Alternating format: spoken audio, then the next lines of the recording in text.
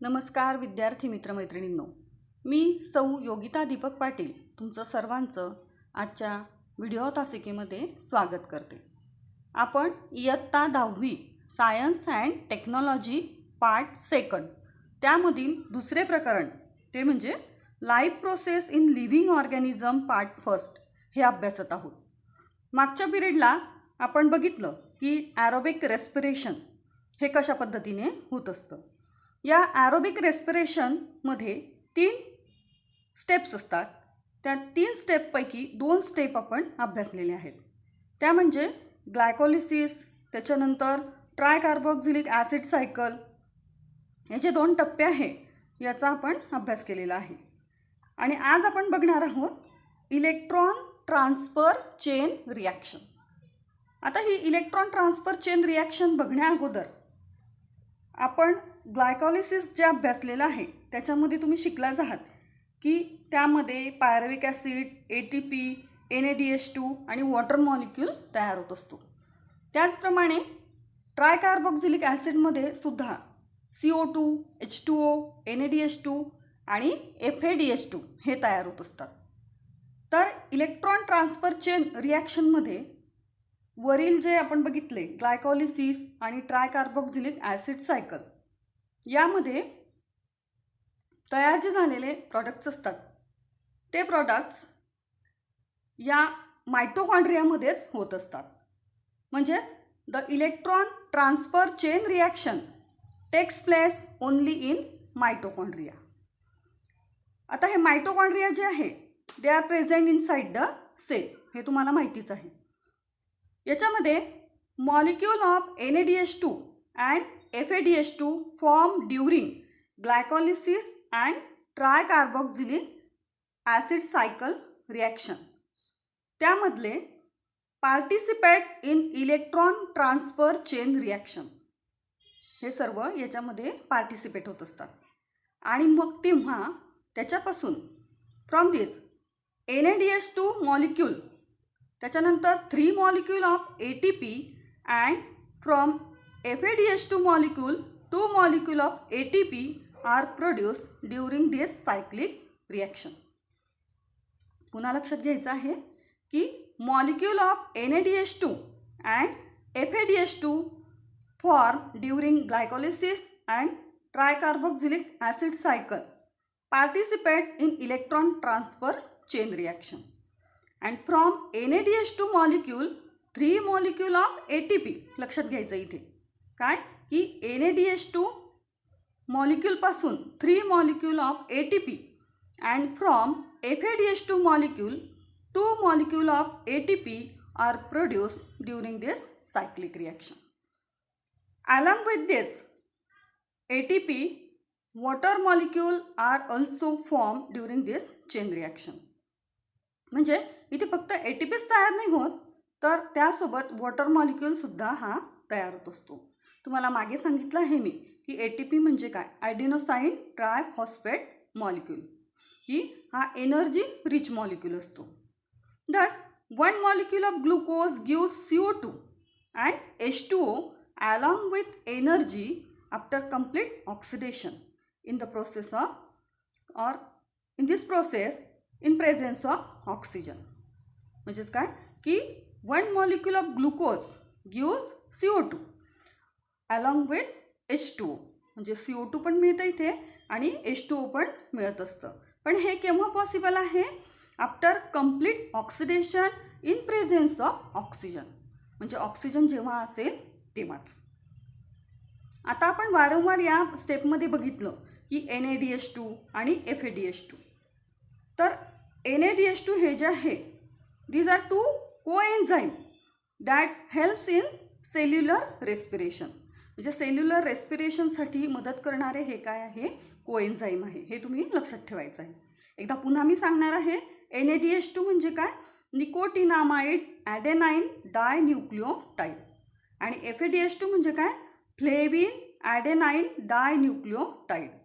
This coenzyme are form in the cell, they take part in cellular respiration. म्हणजे हे कोएन्झाईम यांच्यापासून हे जे कोएन्झाईम आहे ते सेलमध्ये तयार होत असतात आणि त्यांच्यामुळे सेल्युलर रेस्पिरेशन ही प्रोसेस घडून येत असते.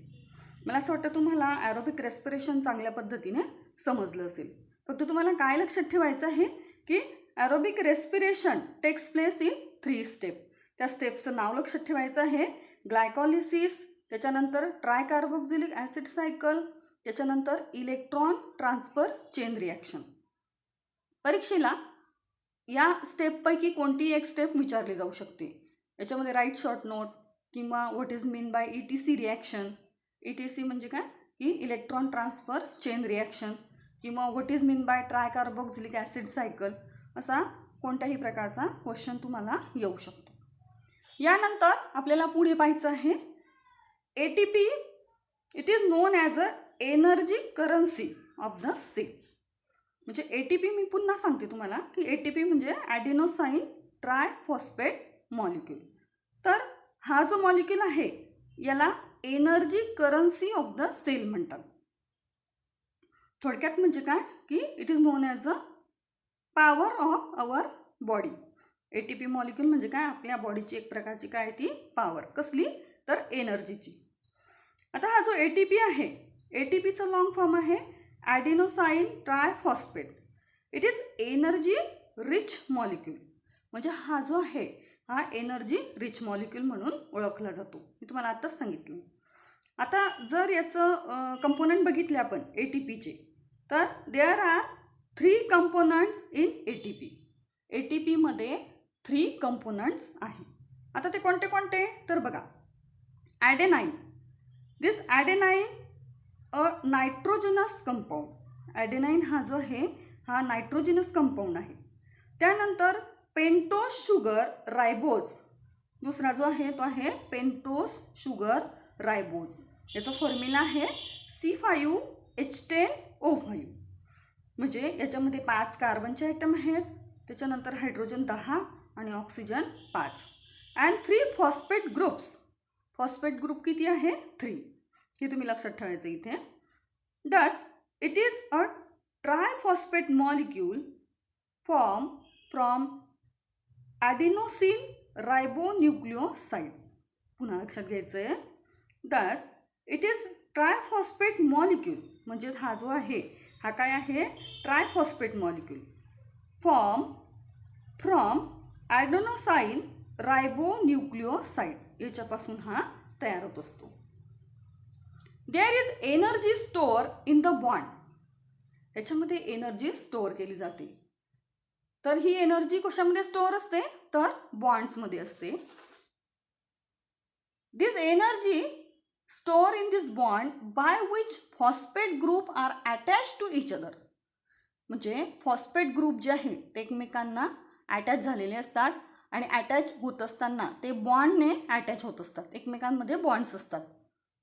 As per the need of the cell energy is obtain from ATP by breaking the phosphate bond. म्हणजे जेव्हा गरज असेल आपल्या बॉडीला तेव्हा हे जे बॉन्ड आहेत हे ब्रेक केले जातात आणि त्यापासून आपल्याला काय मिळत असते एनर्जी. आणि त्याच्यामध्ये फॉस्फेट बॉन्ड हा ब्रेक होत असतो. हे लक्षात घ्यायचं सगळ्यांनी. ATP molecules are stored in the cell as per need. म्हणजे ATP जो मॉलिक्यूल आहे तर तो सेलमध्ये स्टोअर केलेला असतो आणि ज्या ठिकाणी जेवढ्या एनर्जीची आवश्यकता आहे ती एनर्जी पूर्णपणे बॉडीला पुरवली जाते. आणि म्हणून ATP is known as a energy currency of cell. तुम्हाला याच्यावर क्वेश्चनसुद्धा विचारला जाऊ शकतो. Why ATP is known as a energy currency of this cell. तर हे सगळे पॉईंट्स तुम्हाला इथे लिहायचे आहे. बऱ्याच वेळा काय होतं आता Wien there is a less store of carbohydrate in the body. आपल्या बॉडीमध्ये काही कारणांमुळे कार्बोहायड्रेट याचं प्रमाण कमी होतं. त्यावेळेस काय होतं lipids and proteins are utilize for producing energy. म्हणजे आपल्या बॉडीला तर एनर्जीची गरजच असते, पण जर एखाद्या वेळेस कार्बोहायड्रेट आपल्या बॉडीमध्ये कमी असेल किंवा कमी स्टोअर असेल त्यावेळेस लिपिड्स अँड प्रोटीन्स यांचा वापर होत असतो आणि मग त्यांच्यापासून एनर्जी ही दिली जाते. यावेळेस काय होतं मग की lipids are converted into fatty acids and proteins are broken down into amino acids in such condition. म्हणजे हे जे लिपिड्स आहे याचं कन्व्हर्शन हे फॅटी ॲसिड्समध्ये होत असतं आणि प्रोटीन्स हे जे आहे तर याचं हे ब्रेक केले जातात आणि त्याचं कन्व्हर्शन हे अमायनो ॲसिडमध्ये होत असतं. आणि मग यावेळेस both fatty acids and amino acids are converted into acetyl coenzyme A for obtaining energy. आणि मग हे जे तयार झालेले फॅटी ॲसिड्स आहेत आणि अमायनो ॲसिड्स आहेत तर यांचं कन्व्हर्शन हे ॲसिटिल कोएन्झाईम ए यांच्यामध्ये होत असतं आणि मग त्यांच्यापासून एनर्जीही मिळत असते. त्याच्यानंतर molecule of acetyl coenzyme A this undergoes complete oxidation by the process of Krebs cycle in mitochondria for releasing the energy. म्हणजे हा जो मॉलिक्यूल आहे कोणता ॲसिटिल कोएन्झाईम ए त्याचं कम्प्लिटली ऑक्सिडेशन होत असतं. हे कोणत्या प्रोसेसद्वारे होतं तर क्रेब्स सायकलद्वारे होत असतं. आणि ही जी क्रेब्स सायकल आहे ही मायटोकॉन्ड्रियामध्ये होत असते आणि त्यापासून एनर्जी ही रिलीज होत असते. मला असं वाटतं तुम्हाला इथे चांगल्या पद्धतीने हे समजलं असेल. तुम्हाला आज आपण काय काय पॉईंट्स बघितले एकदा आपण बघूया. आपण आज बघितलं इलेक्ट्रॉन ट्रान्सफर चेन रिॲक्शन म्हणजेच त्याला आपण काय म्हणतो ETC रिॲक्शन. याच्यावर प्रश्न विचारला जाऊ शकतो मी सांगितलं तुम्हाला. त्यानंतर ATP it is known as a energy currency of the cell. आणि बघितलं आपण की जेव्हा आपल्या बॉडीमध्ये कार्बोहायड्रेट कमी असेल त्यावेळेस आपल्या बॉडीला एनर्जी कशा पद्धतीने मिळत असते. बऱ्याच वेळा उपास असतो आपला किंवा काही क्रिटिकल कंडिशन असेल तेव्हा कार्बोहायड्रेट आपल्या बॉडीमधलं कमी होतं पण आपल्या बॉडीला तर एनर्जीची गरज असते आणि म्हणून अशा कंडिशनमध्ये लिपिड्स आणि प्रोटीन्स यांचा वापर केला जातो आणि त्यांच्यापासून आपल्याला एनर्जीही मिळत असते. मला असं वाटतं आज हे पॉईंट्स तुम्हाला व्यवस्थित समजले असतील. घरी वाचन करायचं आहे. प्रत्येक याच्यावर नोट्स काढायच्या आहे स्वतःच्या कारण आता तुम्ही 10वीला गेलेले आहेत. 10वीच्या दृष्टीने नोट्स काढायच्या आणि प्रश्न उत्तरेसुद्धा वाचायची आहे. दिलेला होमवर्क हा वेळेत पूर्ण करायचा आहे.